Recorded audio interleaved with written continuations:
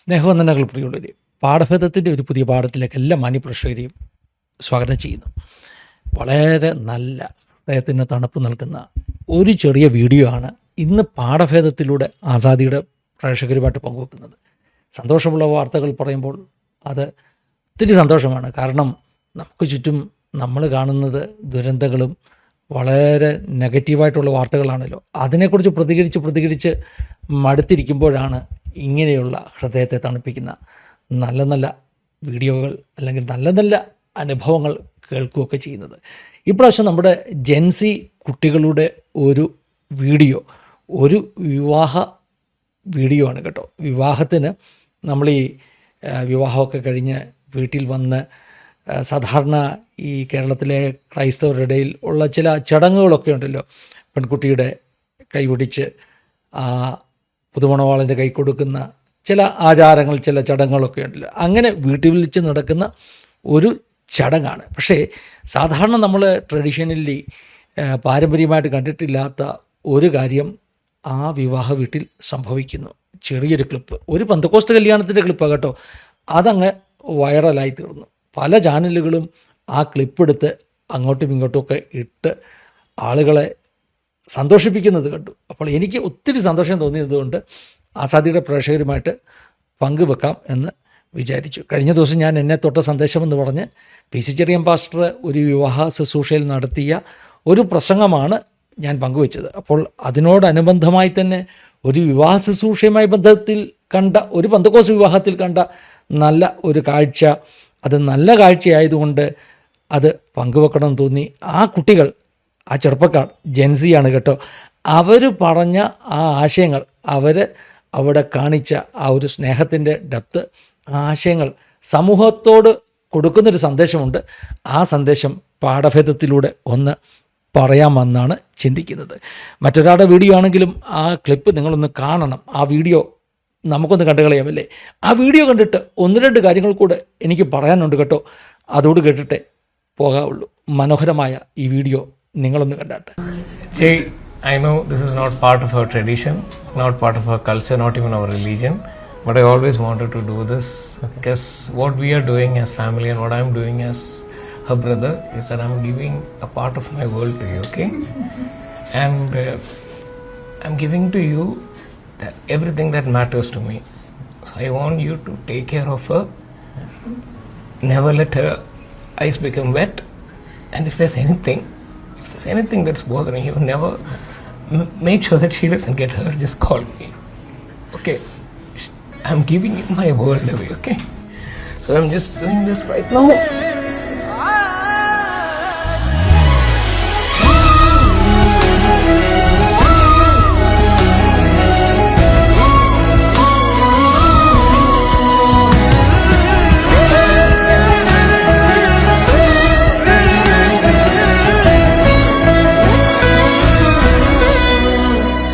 അപ്പോൾ വീഡിയോ കണ്ടു കഴിഞ്ഞല്ലേ. എൻ്റെ മനസ്സ് മാത്രമല്ല ഉലഞ്ഞത്, ഈ വീഡിയോ കണ്ട നിങ്ങളിൽ ചിലരുടെയും മനസ്സ് ഉലഞ്ഞെന്ന് ഞാൻ ചിന്തിക്കുന്നു. പെങ്ങളുകുട്ടിയുടെ കല്യാണത്തിന് ആങ്ങളച്ചെറുക്കൻ തൻ്റെ പുതിയ അളിയെന്ന് പറയാമല്ലേ, അളിയൻ്റെ കയ്യിലോട്ട് പെങ്ങളെ ഏൽപ്പിക്കുന്ന രംഗമാണ്. നമ്മുടെ ഈ പറഞ്ഞ പെൺകുട്ടിയുടെ സഹോദരൻ വളരെ വികാരഭരിതനായി സംസാരിക്കുകയാണ്. അദ്ദേഹം ആദ്യമേ പറഞ്ഞു തുടങ്ങുന്നത്, ഇത് നമ്മുടെ ട്രഡീഷനോ നമ്മുടെ വിശ്വാസപ്രകാരം അല്ലെങ്കിൽ നമ്മുടെ റിലീജിയൻ്റെ ഭാഗമായിട്ടോ അല്ലെങ്കിൽ നമ്മുടെ സംസ്കാരത്തിൻ്റെ ഭാഗമായിട്ടോ ഉള്ള ചടങ്ങൊന്നുമല്ല.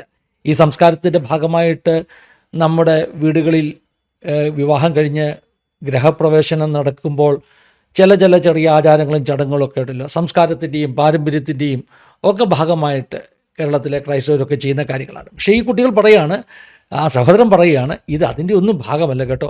പക്ഷേ കുറച്ച് നാളായിട്ട് ഇങ്ങനെ ഒന്ന് ചെയ്യണമെന്ന് എൻ്റെ മനസ്സിൽ ഒരു വലിയ ആഗ്രഹമുണ്ട്.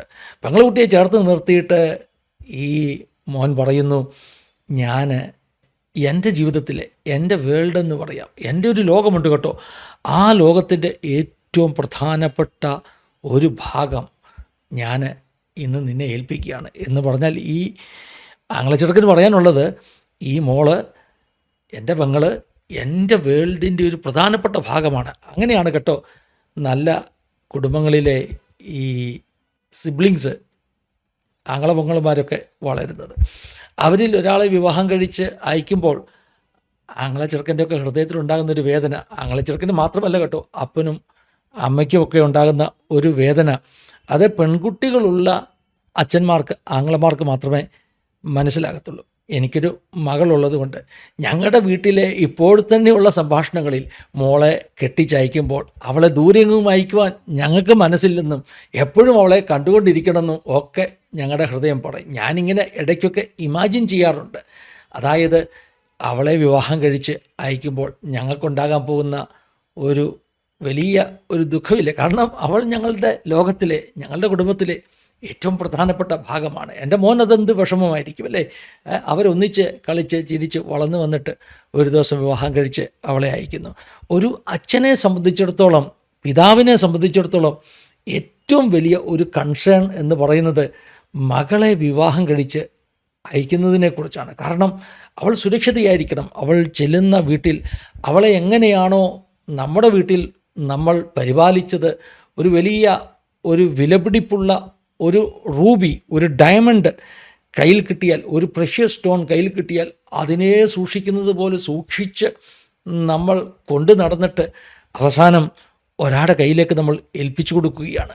വളരെ പ്രാർത്ഥനയോടുകൂടെ, വളരെ ഈ പറഞ്ഞതുപോലെ ആലോചനകളൊക്കെ കഴിച്ചിട്ട് ഒക്കെയാണ് അങ്ങനെ ഒരു ആളിൻ്റെ കയ്യിലേക്ക് ഒരു പെൺകുട്ടിയെ ഏൽപ്പിച്ച് കൊടുക്കുന്നത്. നമ്മുടെ പെൺമക്കളെ, എനിക്ക് തോന്നുന്നു ആൺമക്കളുടെ വിവാഹത്തിൽ മാതാപിതാക്കൾക്ക് അത്രയും കൺസേൺ ഉണ്ടാകുകയില്ല. പക്ഷേ പെൺകുട്ടികളുടെ വിവാഹത്തിൽ മാതാപിതാക്കൾക്ക് വലിയ കൺസേണാണ്. എൻ്റെ കുട്ടിയെ നല്ല കരങ്ങളിൽ ഏൽപ്പിക്കണം, നല്ല ഭവനത്തിലേക്ക് എത്തിക്കണം എന്നുള്ള ഒരു വലിയ കൺസേൺ എല്ലാ മാതാപിതാക്കൾക്കുമുണ്ട്. ഇപ്പം തന്നെ നമുക്കറിയാം, നമ്മുടെ പെൺകുട്ടികൾ പുറത്തേക്ക് പോകുമ്പോൾ, എൻ്റെ മോള് കഴിഞ്ഞ ദിവസങ്ങളിലൊക്കെ അവൾ 1.5 മണിക്കൂർ ട്രാവൽ ചെയ്താണ് അവളുടെ ഇൻറ്റേൺഷിപ്പിന് വേണ്ടി അവൾ പോകുന്നത്. കഴിഞ്ഞ ഒരു 3-4 ദിവസം ബോംബെയിൽ തകർത്ത മഴയായിരുന്നു. അതുകൊണ്ട് 1-2 ദിവസം അവൾക്ക് പോകാൻ പറ്റിയില്ല. എന്നാൽ അവളുടെ സ്ഥാപനത്തിൽ അവൾക്ക് ഇൻറ്റേൺഷിപ്പ് കംപ്ലീറ്റ് ചെയ്യണം, അവിടെ വർക്കിംഗ് ആണ്. അതുകൊണ്ട് മഴയായിട്ടും അവൾക്ക് പോകേണ്ടി വന്നു. അപ്പോൾ ഞങ്ങൾക്ക് വലിയ ടെൻഷനാണ്. മോള് പോയിട്ടുണ്ട്. ഓരോ ഇടവേളയിലും ഞങ്ങളവളെ ഫോൺ ചെയ്യും, നീ എവിടെയാണ്, ബസ്സൊക്കെ കറക്റ്റാണോ എന്നൊക്കെ ചോദിച്ചുകൊണ്ടിരിക്കും. അപ്പോൾ ആ ഒരു തീയെ പെൺകുട്ടികളുള്ള അപ്പൻ്റെയും അമ്മയുടെയും ആങ്ങളയുടെയും ഒക്കെ മനസ്സിലെ തീ, അത് മനസ്സിലാക്കണമെങ്കിൽ ആ ഒരു അനുഭവത്തിലൂടെ കടന്നുപോയേ പറ്റുകയുള്ളൂ. ഞാൻ ആ വീഡിയോയുടെ കാര്യം പറഞ്ഞപ്പോൾ ഇടയ്ക്ക് ഒരു പെൺകുട്ടിയുള്ള ഒരു പിതാവെന്ന നിലയിൽ ഞാൻ അനുഭവിക്കുന്ന ആ തീയെക്കുറിച്ച് അങ്ങ് പറഞ്ഞെന്ന് മാത്രമേ ഉള്ളൂ. എന്തായാലും ഈ ആങ്ങള ചെറുക്കൻ ഈ മോളെ ആ മകൻ്റെ കയ്യിലേക്ക് ഏൽപ്പിച്ചു കൊടുക്കുന്നതിന് മുമ്പ് പറയുകയാണ്, ഞങ്ങളുടെ കുടുംബത്തിൻ്റെ, എൻ്റെ ജീവിതത്തിൻ്റെ, എൻ്റെ ലോകത്തിൻ്റെ ഒരു നല്ല ഭാഗമാണ് ഇന്ന് ഞാൻ നിന്നെ ഏൽപ്പിക്കുന്നത്. എന്നിട്ട് പറയുന്നു, ഇവളെ നല്ലോണം നോക്കണം കേട്ടോ, അവളുടെ കണ്ണിൽ കണ്ണുനീര് വരുവാൻ സമ്മതിക്കരുത്. വികാരഭരിതനായി ആ ചെറുപ്പക്കാരൻ പറയുകയാണ്. ഇനി അടുത്ത് പറഞ്ഞ സെൻറ്റൻസാണ് ശരിക്കും എന്നെ ഹൃദയത്തിൽ കീഴടക്കി കളഞ്ഞത്, തോൽപ്പിച്ചു കളഞ്ഞത്. ആ മോൻ പറയുകയാണ്, എന്തെങ്കിലും കാരണത്താൽ എൻ്റെ പെങ്ങളോട് നിനക്ക് എന്തെങ്കിലും അലോസരമുണ്ടായാൽ, നിന്നെ ബോധർ ചെയ്യുന്ന എന്തെങ്കിലും ഉണ്ടായാൽ, നീ അവളെ ഹട്ട് ചെയ്യൽ കേട്ടോ, അവളെ വേദനിപ്പിക്കൽ കേട്ടോ. ഒറ്റ കാര്യം ചെയ്താൽ മതി, എനിക്കൊരു ഫോൺ കോള് തന്നാൽ മതി. അവൻ അടുത്ത സെൻറ്റൻസ് പറയുന്നില്ല, പക്ഷേ പറയാതെ തന്നെ നമുക്കറിയാം എന്താണ് അവൻ പറയുന്നതെന്ന്. നിനക്ക് അവളോടൊരു അലോസരമുണ്ടായാൽ നീ അവളെ വാക്കുകൾ കൊണ്ടോ നോട്ടം കൊണ്ടോ പ്രവൃത്തി കൊണ്ടോ ഒരിക്കലും നീ അവളെ വേദനിപ്പിക്കരുത്. മറിച്ച് എനിക്കൊരു ഫോൺ കോൾ ചെയ്യുക, ഞാൻ അവളെ അങ്ങ് എടുത്തോളാം. അല്ലെങ്കിൽ ആ നെഞ്ചത്ത് കൈ പിടിച്ചുകൊണ്ട് ആ ആങ്ങളക്കുട്ടി പറയുകയാണ്, ഇവളെ ഞാൻ അങ്ങ് എടുത്തോളാം എന്ന് പറയുന്നില്ല. പക്ഷേ ഈ വാക്കുകളില്ല, ഭാഷണമില്ല എന്നൊക്കെ സങ്കീർത്തനക്കാരൻ 19-ാം സങ്കീർത്തനത്തിൽ പറയുന്നത് പോലെ എനിക്കൊരു ഫോൺ കോൾ തന്നാൽ മതി എന്ന് പറയുന്നതിൻ്റെ ബാക്കി ഞാൻ പൂരിപ്പിക്കുകയാണ് കേട്ടോ.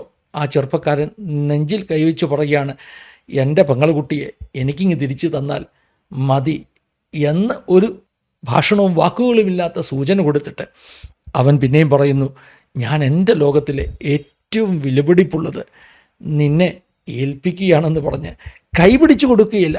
അവൻ അവൻ്റെ പെങ്ങളുകുട്ടിയെ തറയിൽ നിന്ന് കരങ്ങളിൽ വാരിയെടുത്ത് ഉയർത്തി തൻ്റെ പുതിയ അളിയൻ്റെ കയ്യിലേക്ക് കൊടുക്കുന്നു. എത്ര വികാരഭരിതമാകുന്ന ഒരു രംഗമാണ്. ശരിക്കും ആ കുട്ടികളെ ഞാൻ അനുമോദിക്കുന്നു. നിങ്ങൾക്കൊരു പക്ഷേ ചിലരൊക്കെ ചോദിച്ചെന്നിരിക്കാം, ഇപ്പോഴത്തെ ജെൻസി പിള്ളേരുടെ പുതിയ പുതിയ പരിപാടികളെ ഇതൊന്നും നമ്മുടെ ട്രഡീഷൻ അല്ല കേട്ടോ, സംസ്കാരമല്ല കേട്ടോ, നമ്മൾ പെന്തക്കോസുകാരിലെ ഇങ്ങനെയൊക്കെ കാണിക്കാമോ എന്നൊക്കെ ചോദിച്ചെന്നിരിക്കാം. പക്ഷേ ഇതിലെ ഈ കുട്ടികൾ കാണിച്ച ആ ഒരു പ്രവൃത്തിയിലെ വലിയ സന്ദേശം ശരിക്കും എൻ്റെ ഹൃദയത്തെ പിടിച്ച് കുലുക്കിക്കളഞ്ഞു. അതുകൊണ്ട് എൻ്റെ പൊന്നുമക്കളെ, നിങ്ങളുടെ പേരും നാളും ഒന്നും എനിക്കറിയില്ല. ഒരു ചെറിയ വീഡിയോ ക്ലിപ്പ് കണ്ടു, ഇഷ്ടപ്പെട്ടു, എനിക്കൊത്തിരി ഇഷ്ടമായി കേട്ടോ. അതുകൊണ്ട് നിങ്ങൾ നൽകിയ ആ സന്ദേശം എനിക്കുള്ള ഒരു മാധ്യമത്തിലൂടെ എൻ്റെ പ്രേക്ഷകരിലേക്ക് എത്തിക്കുകയാണ്. നമ്മുടെ പെങ്ങളുകുട്ടികളെ, നമ്മുടെ പെൺകുട്ടികളെ നമ്മൾ വളർത്തിയെടുത്ത് ഒരു കരങ്ങളിലേക്ക് ഏൽപ്പിക്കുമ്പോൾ നമുക്കുണ്ടാകുന്ന, ഹൃദയത്തിലുണ്ടാകുന്ന ഒരു വേദനയില്ലേ, ആ വേദന മുഴുവൻ ഈ വീഡിയോ വരച്ചു കാട്ടുന്നു. മറുഭാഗത്ത് ചെല്ലുന്ന വീട്ടിൽ അവൾ സുരക്ഷിതയായിരിക്കണമെന്നും, അല്ല എന്തെങ്കിലും പ്രശ്നമുണ്ടെങ്കിൽ കുഞ്ഞിനെ ഒരു കാരണവശാലും വിഷമിപ്പിക്കരുത്, ഞങ്ങൾ അവൾക്കുണ്ട് എന്ന ഒരു ബോധ്യപ്പെടുത്തൽ.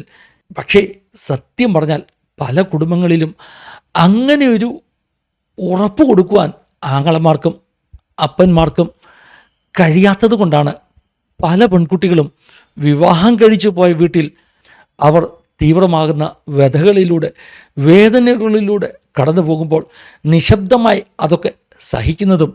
അങ്ങനെ സഹിക്കുന്ന പെൺകുട്ടികളെ അവളെ കെട്ടിച്ചയച്ച വീട്ടിലെ, നമ്മളെ ഇൻലോസ് എന്നൊക്കെ പറയത്തില്ലേ, അങ്ങനെയുള്ള ആളുകൾ കഠിനമായി പീഡിപ്പിക്കുന്നതിനും കാരണം അങ്ങനെ അവളെ കൈക്കൊള്ളാൻ അല്ലെങ്കിൽ അവളെ ചേർത്ത് നിർത്താൻ ഒരു അപ്പനും അമ്മയും അല്ലായെങ്കിൽ ഒരു ആങ്ങളക്കുട്ടിയും ഇല്ലെന്നുള്ള ഒരു ധൈര്യമാണെന്നൊക്കെ ഉള്ളത് ഞാൻ ആസാദിയിലൂടെ പ്രേക്ഷകരോട് ഒരു പാഠമായിട്ടങ്ങ് പറയുകയാണ്. അങ്ങനെ അരുത് എന്ന് പറയുകയാണ്. എങ്ങനെ അരുത്? നമ്മുടെ കുട്ടികളെ അയച്ചാലും അവരെക്കുറിച്ച് ഉത്തരവാദിത്വമുള്ളവരായി ഞങ്ങൾ അവൾക്ക് ഉണ്ടെന്ന് അവൾക്കും അവൾ പോയ വീട്ടിലും ഒക്കെ ഒരു ബോധ്യം ഉണ്ടാകണം എന്ന് പറഞ്ഞുവെന്ന് മാത്രം. ഞാൻ പറഞ്ഞു വരുന്നത്, നമ്മുടെ പെൺകുട്ടികൾ അവരെ ഒരു വലിയ സുരക്ഷിതത്വ ബോധത്തോടു കൂടെ തന്നെ നമ്മൾ അയക്കണം. അങ്ങനെ ഒരു ഉറപ്പ് ഇങ്ങനെയുള്ള ആങ്ങളക്കുട്ടികൾ കൊടുക്കണമെന്നുള്ള ഒന്നാമത്തെ പാഠമാണ് ഞാൻ പറഞ്ഞത്. രണ്ടാമത്തെ ഒരു പാഠം ഇതിൽ നിന്നൊക്കെ അല്പം വ്യത്യസ്തമായൊരു പാഠമാണ്. ഈ കണ്ട വീഡിയോയുമായിട്ട് അതിനൊരു ബന്ധവുമില്ല.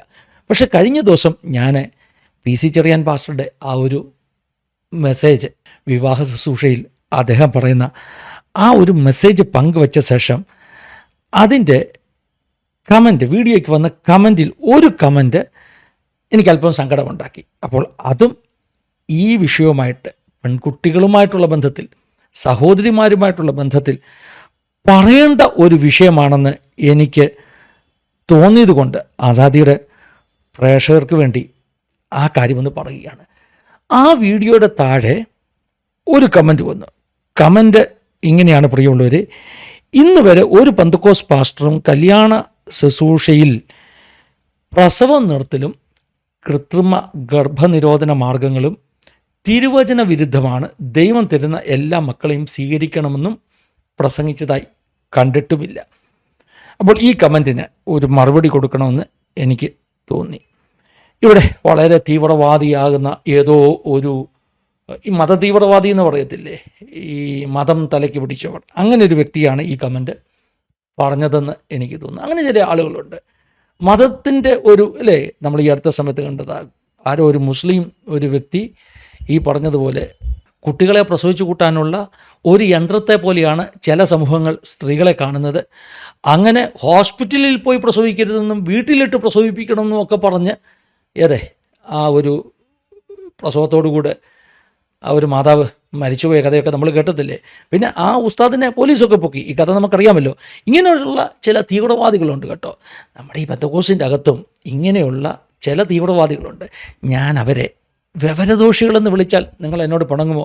പക്ഷേ വിളിച്ചേ പറ്റത്തുള്ളൂ. കാരണം വേദപുസ്തകത്തിൻ്റെ പേരിൽ, വേദപുസ്തകത്തിൽ പറയാത്ത കാര്യങ്ങൾ, ആ കാര്യങ്ങളെക്കുറിച്ച് സംസാരിക്കുക, എന്നിട്ട് ഇത് വലിയ ദൈവോചനമാണെന്നുള്ള രീതിയിൽ പ്രസൻറ്റ് ചെയ്യുക. അതുകൊണ്ട് തന്നെ ഈ കാര്യം കൂടെ പറയണം. എന്താണ് ഈ വിഷയത്തിൽ ഞാനീ പറഞ്ഞ ഈ വിവാഹവുമായിട്ടും സ്ത്രീകളുടെ സുരക്ഷയുമായിട്ടുമൊക്കെ ഈ വിഷയത്തിന് ബന്ധമുണ്ടെന്ന് എനിക്ക് തോന്നിയതുകൊണ്ട് ഇതൂടങ്ങ് നമ്മുടെ ഈ പാഠഭേദത്തിൽ ഉൾക്കൊള്ളിക്കുകയാണ്. ഒന്നാമത്തെ ചോദ്യം, കുട്ടികൾ എത്ര ഉണ്ടാകണം എന്നാണ് വേദപുസ്തകം പഠിപ്പിക്കുന്നത്. ഇവിടെ കാര്യമായിട്ടൊരു കാര്യം മനസ്സിലാക്കണം. ഒരു കുടുംബത്തിൻ്റെ അവരുടെ ജീവിത പശ്ചാത്തലം, അവരുടെ ആരോഗ്യം, അവരുടെ പ്രായം, അവരുടെ സാമ്പത്തിക ശേഷി, ഇതൊക്കെ അനുസരിച്ച് അവർക്ക് വളർത്തുവാൻ ശേഷിയുള്ളതുപോലെ കുട്ടികൾ ഒരു കുടുംബത്തിൽ ഉണ്ടാകുന്നത് അനുഗ്രഹമാണ്. ഗവൺമെൻറ് പറഞ്ഞു 2 കുട്ടിയെ മതി എന്നൊക്കെ പറഞ്ഞു. അത് കേട്ടിട്ട് നമ്മൾ ഗവൺമെൻറ്റിനെ കേട്ട് അനുസരിച്ച് നിൽക്കേണ്ട കാര്യമൊന്നുമില്ല. ഒരു കുടുംബത്തിന് ഭർത്താവിനും ഭാര്യയ്ക്കും ഒന്നിച്ച് തീരുമാനിക്കാൻ കഴിയും, ഞങ്ങൾക്ക് ദൈവം തരുന്ന കുട്ടികളെ ഞങ്ങൾ സ്വീകരിക്കും, എത്ര കുട്ടികളാണെങ്കിലും സ്വീകരിക്കും എന്നൊക്കെ അവർക്ക് തീരുമാനിക്കുവാൻ കഴിയും. പക്ഷേ അവിടെ ചില പ്രശ്നങ്ങളുണ്ട്. എന്താ പ്രശ്നം എന്നറിയാമോ? ഈ ഞാൻ പറഞ്ഞല്ലോ, കുട്ടികൾ ജനിക്കുവാൻ വേണ്ടി മാത്രമുള്ള ഒരു മിഷനല്ല ഒരു സഹോദരിയുടെ ശരീരമെന്ന് നമ്മൾ മനസ്സിലാക്കണം. ഒരു സഹോദരിക്ക് ഒരു കുട്ടിയെ ജന്മം കൊടുത്തു കഴിയുമ്പോൾ അവരുടെ ശരീരത്തിലുണ്ടാകുന്ന വ്യത്യാസങ്ങൾ, ആരോഗ്യ പ്രശ്നങ്ങൾ, ഇതൊക്കെ ഭർത്താവെന്ന് പറയുന്ന ആ പുള്ളിക്കാരൻ ഒന്ന് മനസ്സിലാക്കിയിരിക്കണം. അത് വിവേകമുള്ള ഒരു ഭർത്താവിൻ്റെ ലക്ഷണമാണ്. ഞാൻ ഈ കുറേ പുസ്തകങ്ങൾ വായിച്ചിട്ടുണ്ട്. അതിൽ വളരെ പ്രധാനപ്പെട്ട ഒരു പുസ്തകമാണ് ആൻസേഴ്സ് ഫോർ യുവർ മാരേജ് എന്ന് പറയുന്ന ഒരു പുസ്തകം. നിങ്ങളുടെ വിവാഹ ജീവിതത്തെക്കുറിച്ചുള്ള ചോദ്യങ്ങൾക്കുത്തരം. ഇതൊരു പാസ്റ്ററും വൈഫോട് എഴുതിയ പുസ്തകമാണ് കേട്ടോ. അതിനകത്തൊരു ചോദ്യം ഇങ്ങനെയായിരുന്നു.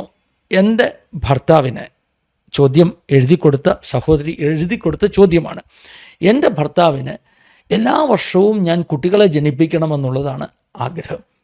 എന്നാൽ എൻ്റെ ഭർത്താവ് വളർത്തുന്ന മുയലുകൾ, ആ മുയലുകൾ, ആ പറഞ്ഞ തള്ളമുയലുണ്ടല്ലോ, ആ തള്ളമുയൽ ഒരു ബാച്ച് കുഞ്ഞുങ്ങൾക്ക് ജന്മം കൊടുത്തു കഴിഞ്ഞാൽ ഭർത്താവ് പിന്നെ ആ തള്ളമുയലിനെ മറ്റ് ആൺ മുയലുകളുടെ അടുക്കലേക്ക് ഇണചേരാൻ വിടത്തില്ല, അതിനെ സെപ്പറേറ്റ് മാറ്റിയിടും. എന്താ കാരണം എന്നറിയാമോ? ഭർത്താവ് പറയുന്നത് ആ മുയലിൻ്റെ ആരോഗ്യം നമ്മൾ നോക്കണം, അല്ല എങ്കിൽ ആ മുയൽ ഒരുപക്ഷെ വേഗത്തിൽ തന്നെ അടുത്ത ഒരു ബാച്ചിനെ ജന്മം കൊടുക്കത്തക്കണം ഗർഭവതിയായാൽ അത് ആ തള്ളമുയലിൻ്റെ ആരോഗ്യത്തെ ബാധിക്കും. എന്നിട്ട് ആ സ്ത്രീ എഴുതിയിരിക്കുകയാണ്, എൻ്റെ ഭർത്താവ് മുയലുകളോട് കാണിക്കുന്ന സ്നേഹം പോലും എന്നോട് കാണിക്കുന്നില്ല, എൻ്റെ ആരോഗ്യത്തെക്കുറിച്ച് അദ്ദേഹം ചിന്തിക്കുന്നില്ല. ഇവിടെയാണ് ഒരു കാര്യം നമ്മൾ മനസ്സിലാക്കേണ്ടത്. വേദപുസ്തകത്തിൽ ഇത്തരം കാര്യങ്ങളെക്കുറിച്ച് കൃത്യമായ നിർദ്ദേശങ്ങൾ നൽകിയിട്ടുണ്ട്. ഉദാഹരണം പറഞ്ഞാൽ, ഒരു സ്ത്രീ പ്രസവിച്ചു കഴിഞ്ഞാൽ ആ സ്ത്രീ ഇത്ര ദിവസത്തേക്ക് അശുദ്ധയായിരിക്കും എന്നൊരു പ്രമാണമുണ്ട്. ഒരു സിമ്പിളായ കണക്ക് പറഞ്ഞാൽ, ഒരു പെൺകുട്ടിക്കാണ് ജന്മം നൽകുന്നതെങ്കിൽ 80 ദിവസം ആ ഒരു സ്ത്രീ അശുദ്ധിയായിരിക്കണം എന്ന് വേദപുസ്തകത്തിൽ ഒരു വ്യവസ്ഥയുണ്ട്. എന്തിനു വേണ്ടിയാണ് ഇതെന്നറിയാമോ? ഈ 80 ദിവസം ഇവൾക്ക് ഒരു പ്രൊട്ടക്ഷൻ ഉണ്ടാകണം. കാരണം അവളുടെ ശരീരം ഒരു കുഞ്ഞിനെ ജന്മം നൽകിയത് കൊണ്ടുണ്ടായ വ്യതിയാനങ്ങൾക്ക് വിധേയായിരിക്കുകയാണ്. അവൾക്ക് ഉടനെ തന്നെ മറ്റൊരു ശാരീരിക ബന്ധത്തിന് അവൾ വിധേയാകുവാനുള്ള ആരോഗ്യമില്ല എന്ന് അറിയുന്ന ദൈവം ഒരു നിഷ്കർഷ പറഞ്ഞിരിക്കുകയാണ്. ഒരു ആൺകുട്ടി ജനിച്ചാൽ ഇത്ര ദിവസവും, പെൺകുട്ടി ജനിച്ചാൽ ഇത്ര ദിവസവും അവൾ അശുദ്ധിയായി മാറിയിരിക്കണം. ഇതൊക്കെ വേദപുസ്തകം തരുന്ന പാഠമാണ് കേട്ടോ. കാരണം എന്താ? കാരണം ആ ഒരു ജന്മം നൽകിയ അമ്മയുടെ ആരോഗ്യത്തെക്കുറിച്ചും കൂടെ അവിടെ ഒരു കൺസേൺ ഉണ്ടെന്ന് മനസ്സിലാക്കണം. ഇനി ഞാൻ മറ്റൊരു കാര്യം പറയാം. കുട്ടികൾ ജനിക്കുക എന്നുള്ളത് മാത്രമല്ല സ്ത്രീ പുരുഷ ബന്ധം, ഭർത്താവും ഭാര്യയും തമ്മിലുള്ള ശാരീരിക ബന്ധത്തിൻ്റെ ലക്ഷ്യം എന്ന് പറയുന്നത്. അതിനൊക്കെ അപ്പുറമായിട്ട് ദൈവം അവർക്ക് കുടുംബജീവിതത്തിൽ സന്തോഷിക്കുവാൻ നൽകിയിരിക്കുന്ന ഏറ്റവും വലിയ ഒരു അനുഭവമാണെന്ന് വേദപുസ്തകം നമ്മെ പഠിപ്പിക്കുന്നു. അങ്ങനെ ഉള്ള ഒരു അനുഭവമാണെങ്കിൽ മനസ്സിലാക്കണം.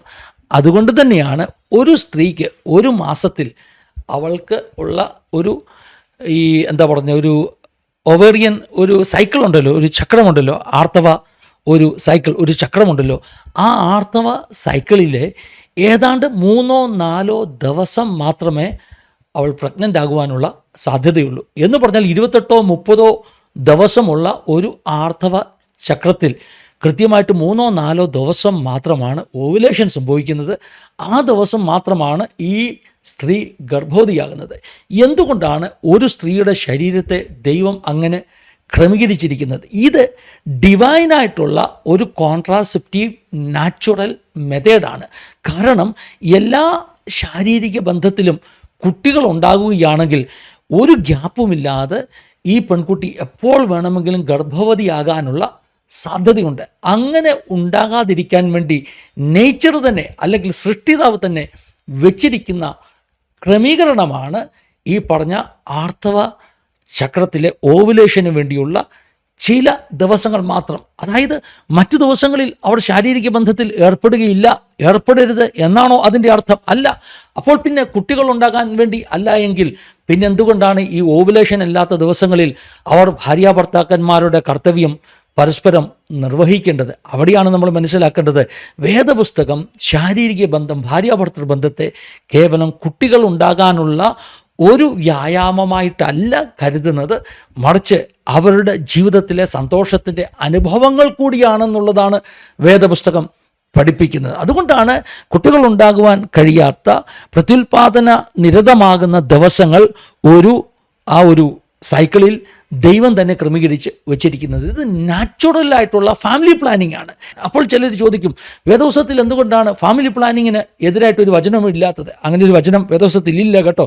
ഫാമിലി പ്ലാനിങ്ങിന് എതിരായിട്ട് വേദപുസ്തകത്തിൽ വചനമില്ലാത്തത് ആ കാലഘട്ടത്തിൽ ഫാമിലി പ്ലാനിങ് എന്ന സങ്കല്പമില്ലായിരുന്നു. കാരണം ഇന്നത്തെ പോലെ അല്ല അന്നത്തെ കാലത്ത് ജീവിതങ്ങൾ ചലിച്ചിരുന്നത്. ചിലരൊക്കെ 127 സങ്കീർത്തനം എടുത്തിട്ട് ശലോമോൻ പറയുന്നില്ലേ, യൗവനത്തിലെ മക്കളെക്കുറിച്ച്, അവയാൽ തൻ്റെ ആവനാഴി നിറയ്ക്കുന്ന പുരുഷൻ ഭാഗ്യവാൻ എന്നൊക്കെ പറയുന്ന വാക്യങ്ങളില്ലേ, ആ വാക്യമൊക്കെ എടുത്തിട്ട് പറയും നമ്മുടെ ആവനാഴിയെ കുഞ്ഞുങ്ങളെ കൊണ്ട് നിറയ്ക്കണം. അവിടെ ഞാൻ തിരിച്ച് ഒരു ചോദ്യം പലപ്പോഴും ചോദിക്കാൻ ഇഷ്ടപ്പെടാറുണ്ട്. ഈ ശലോമോൻ ആവനാഴി നിറച്ചത് പിന്നെ ഒരു ഭാര്യയിൽ നിന്നാണോ അതോ നൂറുകണക്കിന് ഭാര്യമാരിൽ നിന്നാണോ? ഇവിടെ നമ്മളൊരു കാര്യം മനസ്സിലാക്കണം. അന്നത്തെ കാലത്തെ സാമൂഹിക വ്യവസ്ഥിതിയല്ല ഇന്നത്തെ കാലത്ത്. അന്ന് ബഹുഭാര്യത്വമാണ്. ഒരു ഭാര്യയിൽ 1-2 കുട്ടികളെ ഉണ്ടാകത്തുള്ളൂ കേട്ടോ. ഒരു ഭാര്യയിൽ 1-2 കുട്ടികളെ ഉണ്ടാകത്തുള്ളൂ. ഞാൻ വേദപുസ്തക പ്രകാരം തെളിവ് തരാം. വേദപുസ്തകത്തിൽ തൻ്റെ ആവനാഴിയെ നിറച്ച ഒരു മനുഷ്യനാണ് ദാവീദ്. പക്ഷേ ദാവീദിൻ്റെ മക്കളുടെ ലിസ്റ്റ് വേദപുസ്തകത്തിൽ പറയുന്നുണ്ട്. അതിനകത്ത് കൃത്യമായിട്ട് പറയുന്നു, ബേത്സബയുടെ മക്കൾ ഇന്നാര്, അബിഗയിലിൻ്റെ മക്കൾ ഇന്നാര്. അങ്ങനെ ദാവീദിൻ്റെ ഒരു 6-7 ഭാര്യമാരുടെ പേര് പറഞ്ഞിട്ട് അവർക്കുണ്ടായ മക്കളുടെ പേര് പറയുന്നു. ഒരു ഭാര്യയ്ക്ക് 1-2 മക്കളാണ് ഉണ്ടാകുന്നത്. ദാവീദിൻ്റെ ആവനാഴി നിറഞ്ഞു, പക്ഷേ അത് ഒരു സ്ത്രീയിൽ നിന്ന് ആയിരുന്നില്ല എന്ന് മനസ്സിലാക്കണം. ആധുനിക കാലത്തിൽ പ്രത്യേകിച്ചും വേദപുസ്തകം പുതിയ നിയമത്തിലേക്ക് കടന്നു കഴിഞ്ഞപ്പോൾ ഏക ഭാര്യത്വം, അതായത് മോണോഗമി എന്നുള്ളത് വേദപുസ്തകത്തിൻ്റെ പുതിയ നിയമത്തിൻ്റെ ഫാക്റ്റ് ആയതുകൊണ്ട് നമ്മൾ ഈ ആവനാഴി നിറയ്ക്കാൻ വേണ്ടി നമ്മുടെ ജീവിത പങ്കാളിയുടെ ആരോഗ്യം പരിഗണിക്കാതെ അവരെ ഈ മറ്റ് ചില മതങ്ങൾ കാണുന്നത് പോലെ വെറും ഒരു നമ്മുടെ കൃഷിയിടം അല്ലേ, അങ്ങനെ പറയുന്ന ആളുകളില്ലേ, നമ്മുടെ കൃഷിയിടമായി കണ്ട് അല്ലെങ്കിൽ മക്കളെ പ്രസവിക്കാനുള്ള യന്ത്രമായി കണ്ട് പെരുമാറരുത് എന്ന ഒരു അപേക്ഷയാണ് ഇങ്ങനെയുള്ള മണ്ടത്തരങ്ങൾ വിളിച്ചു പറയുന്നവരോട് എനിക്ക് ഉള്ളത്. നാച്ചുറലായിട്ടുള്ള കോൺട്രാസെപ്റ്റീവ് മെത്തേഡ്സ് ഉണ്ട്. എന്തൊക്കെയാണ് അതെന്നറിയാമോ? അതിൽ വളരെ പ്രധാനപ്പെട്ടതാണ് ഈ പറഞ്ഞതുപോലെ ആർത്തവ ചക്രത്തിൻ്റെ 28 ദിവസങ്ങളിൽ 3 ദിവസങ്ങൾ മാത്രമാണ് കുട്ടികൾ ഉണ്ടാകാനുള്ള സാധ്യതയുള്ള ദിവസങ്ങൾ. അല്ലാതെ കിടക്കുന്ന 10-24 ദിവസം അല്ലെങ്കിൽ പോകട്ടെ 20 ദിവസം, ആ 20 ദിവസം അത് കണക്കുകൂട്ടി അവർ ശാരീരികമായി ബന്ധപ്പെടുകയാണെങ്കിൽ 2 കുട്ടികൾ തമ്മിലുള്ള ഗ്യാപ്പ് അവർക്ക് വർദ്ധിപ്പിക്കുവാൻ കഴിയും. അല്ലെങ്കിൽ എന്ത് സംഭവിക്കും? ഒരു കുട്ടി ഉണ്ടായതിൻ്റെ 2ാമത്തെ മാസം തന്നെ ഭാര്യ ഗർഭവതിയാകുന്നു. അങ്ങനെ ഗർഭവതിയായി കഴിഞ്ഞാൽ ആ ഭാര്യയുടെ ആരോഗ്യത്തെ അത് അഫക്റ്റ് ചെയ്യുന്നു. പ്രത്യേകിച്ച് ഈ കാലത്ത് C-സെക്ഷൻ ഒക്കെ കഴിഞ്ഞ കേസാണെങ്കിൽ കുറഞ്ഞതൊരു 3 വർഷമെങ്കിലും ഗ്യാപ്പ് ഉണ്ടാകണമെന്ന്. C-സെക്ഷൻ കഴിഞ്ഞ കേസാണെങ്കിൽ 2-3 C-സെക്ഷനിലധികം നടത്തുന്നത് ആ സഹോദരിയുടെ, ആ സ്ത്രീയുടെ ആരോഗ്യത്തിന് ഹാനികരമാണ് എന്നുള്ളത് നമ്മൾ മനസ്സിലാക്കണം. അപ്പോൾ ഈ കാലഘട്ടത്തിൽ നമ്മൾ ദൈവവചനം വ്യാഖ്യാനിക്കുമ്പോൾ അറിവില്ലാതെ വിവരദോഷിയായി ഒരിക്കലും വ്യാഖ്യാനിക്കരുത്.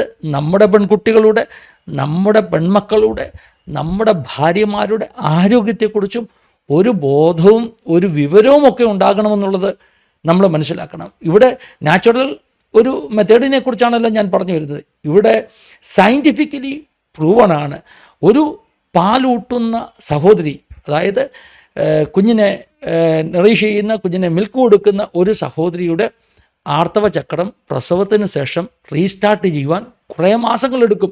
എന്തുകൊണ്ടാണ് അങ്ങനെ കുറേ മാസങ്ങൾ എടുക്കുന്നത്? അത് പ്രകൃതി തന്നെ വെച്ചിരിക്കുന്ന ഒരു ഫാമിലി പ്ലാനിങ് ആണ്. പ്രകൃതി തന്നെ പറയുന്നു അടുത്ത കുട്ടി വേഗത്തിലുണ്ടാകാൻ പാടില്ല. അതുകൊണ്ട് അവളുടെ ആ ഒരു ആർത്തവ ചക്രത്തിന് കുറേ നാളുകളിലേക്ക് വിരാമം ഉണ്ടാകുകയാണ്. അപ്പോൾ ആ പാലൂട്ടുന്ന സമയം കൂടുതലുണ്ടെങ്കിൽ അതിൻ്റെ അർത്ഥം കുറേ കൂടെ കാലം കഴിഞ്ഞിട്ടേ അടുത്ത കുട്ടി ഉണ്ടാകുകയുള്ളൂ. എന്തുകൊണ്ടാണ് പ്രകൃതി ഇങ്ങനെയൊക്കെ വെച്ചിരിക്കുന്നത്? പ്രകൃതിയല്ല, സൃഷ്ടാവായ ദൈവം തന്നെ ഒരു മനുഷ്യ സ്ത്രീയുടെ ശരീരത്തെ എന്തുകൊണ്ടാണ് ഇങ്ങനെയൊക്കെ നിയന്ത്രിച്ച് നിർത്തിയിരിക്കുന്നത്? കാരണം സൃഷ്ടാവിന് സഹോദരിമാരുടെ ആരോഗ്യത്തെക്കുറിച്ച് വലിയ പരിഗണനയുണ്ട്. ഈ ആവനാഴി നിറയ്ക്കാൻ ആഗ്രഹിക്കുന്ന പുരുഷന്മാർക്ക് ഈ ബുദ്ധിമുട്ടൊന്നുമല്ലല്ലോ. പുരുഷനാണ് പ്രസവിക്കാൻ നിയോഗിക്കപ്പെട്ടതെങ്കിൽ ഈ പറയുന്ന വേദപുസ്തക വാക്യങ്ങളൊക്കെ ഉദ്ധരിച്ചിട്ട് ആവനാഴി നിറയ്ക്കണമെന്ന് പറയുന്ന പുരുഷന്മാരൊന്നും ഇതിന് റെഡിയാകത്തില്ല എന്ന് എൻ്റെ സങ്കടം കൊണ്ടങ്ങ് പറയുകയാണ് കേട്ടോ.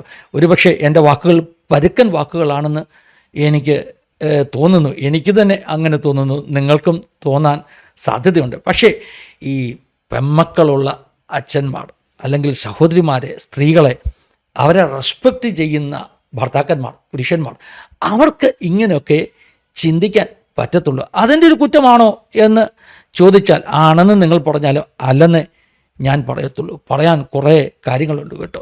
ഒരു സ്ത്രീക്ക് 50 വയസ്സുള്ളപ്പോൾ ഏകദേശം അല്ലേ ഒരു മെനോപാസൊക്കെ വരുന്നു. എന്താ അതിൻ്റെ കാരണം?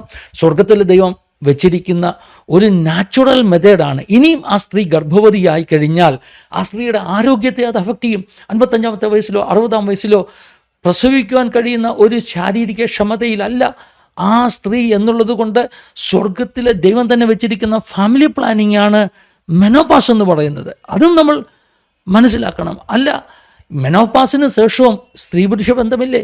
ഭാര്യ ഭർത്താക്കന്മാർ അവരുടെ കുടുംബജീവിതത്തെ അല്ലേ, ഭാര്യയുടെയും ഭർത്താവിൻ്റെയും ശരീരത്തെ സംബന്ധിക്കുന്ന ഡിവൈൻ പ്ലാനും പദ്ധതിയും അനുസരിച്ച് 60-ഓ 70-ഓ വയസ്സുള്ളപ്പോഴും ജീവിക്കില്ലേ പ്രിയമുള്ളവർ? അതോ മെനോപോസ് കഴിഞ്ഞാൽ പിന്നെ അങ്ങനെയുള്ള ബന്ധങ്ങളൊന്നും ഇല്ല എന്നാണോ നമ്മൾ മനസ്സിലാക്കേണ്ടത്? അങ്ങനെയല്ലല്ലോ.